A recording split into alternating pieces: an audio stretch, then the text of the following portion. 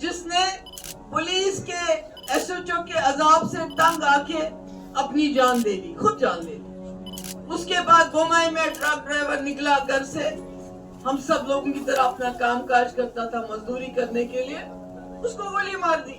کام نے ٹائر پہ ماری، جب ڈاکٹر نے دیکھا تو گولی سیدھے اس کو لگی تھی نزدیک سے. تو یہی سمسیا ہے.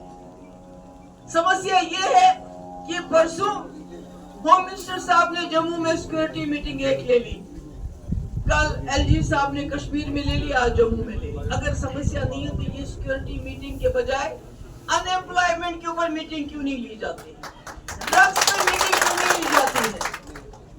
جو جموں میں اتنا کرائم بڑھ گیا ہے کہ لوگوں کا جینا مشکل ہو گیا، اس پہ کون میٹنگ لے گا؟ کیونکہ آپ کو سیکورٹی سے ہی فرصت نہیں ملتی ہے. تو میں اپنے ساتھیوں سے اور جموں کے لوگوں سے کہنا چاہتی ہوں کہ جموں کشمیر کی سمسیا کا سمادھان تب تک نہیں ہو سکتا جب تک جموں کشمیر لداخ کے لوگ ایک ہی صفحے پہ نہیں آئیں گے. جب تک لداخی بولتا تھا یونین ٹیریٹری دو میرا مسئلہ حل ہو جائے گا، آج سب سے زیادہ لداخ کے لوگ رو رہے ہیں.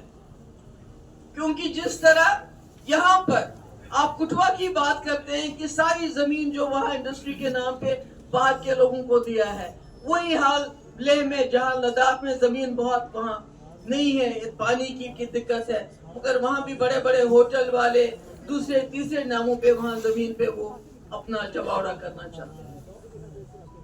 جموں مفتی صاحب کہتے تھے، ہمیشہ کہتے تھے جو جموں کشمیر کی لیڈرشپ رہی ہے، خاص کر کشمیر کی لیڈرشپ، ان کی سب سے بڑی ناکامی یہ رہی ہے وہ جموں کو ساتھ نہیں چلا سکے. جموں کا ساتھ چلانے کا کیا مطلب ہے؟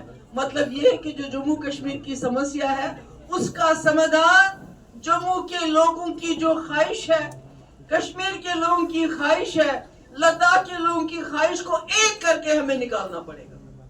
اور آپ کو یاد ہوگا جب مفتی صاحب یہاں کے وزیر اعلیٰ بنے، کالج ہو، یونیورسٹی ہو، سڑکیں ہو، رہبر تعلیم ٹیچر ہو، ماتا ویشنو دیوی کو زمین، اسلامک یونیورسٹی کو زمین، یعنی انہوں نے جموں کشمیر کو تو وہ انصاف دیا.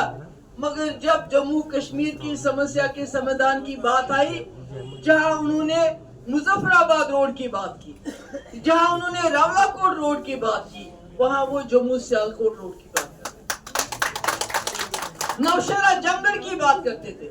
اور آج میں دیکھتی ہوں کہ میرے والد، میرے پتا جی مفتی صاحب کا نظریہ کتنا تیز تھا. آج آپ دیکھتے ہیں جموں کے حالات کیا ہو گئے. یہاں کی ریت باجری باہر، یہاں کا کوئی جو بھی آپ کا یہاں کنسٹرکشن کا کام ہے ٹھیکیدار باہر کے، شراب پینے والے جموں کے ٹھیکیدار باہر کے، باجری باہر جاتی ہے، انڈسٹری آپ کی باہر کے، کام کرنے والے لوگ باہر کے. تو جموں کے پاس کیا رہا؟ اب تو ٹرین پورا سیدھے جا رہی ہے، کیا رہا؟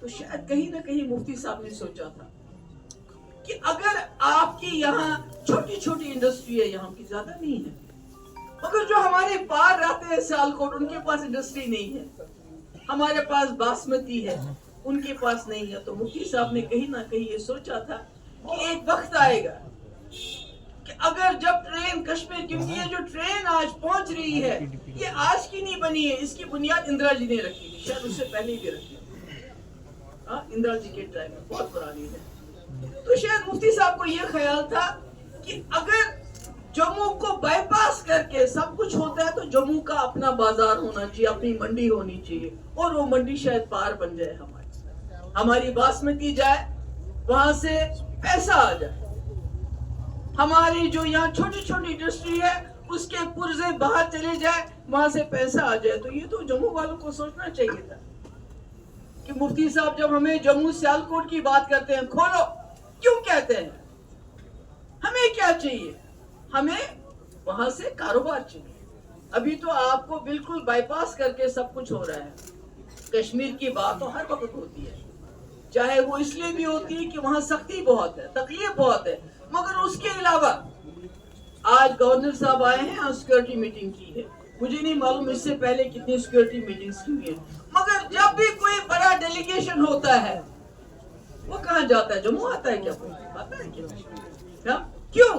کیونکہ کشمیر سمسیا ہے، ان کو معلوم ہے ہم نے 370 का जो हमारा सुरक्षा कवच था, यहाँ के डोगरे का, कश्मीरी का, गुज्जर का, पहाड़ी का, सरदार का, उसने हमारी जमीन को हमारे लिए बचाया, वो हमारी नौकरियों का हमारे लिए बचाता था, वो हमारी जबान को हमारे लिए बचाता था।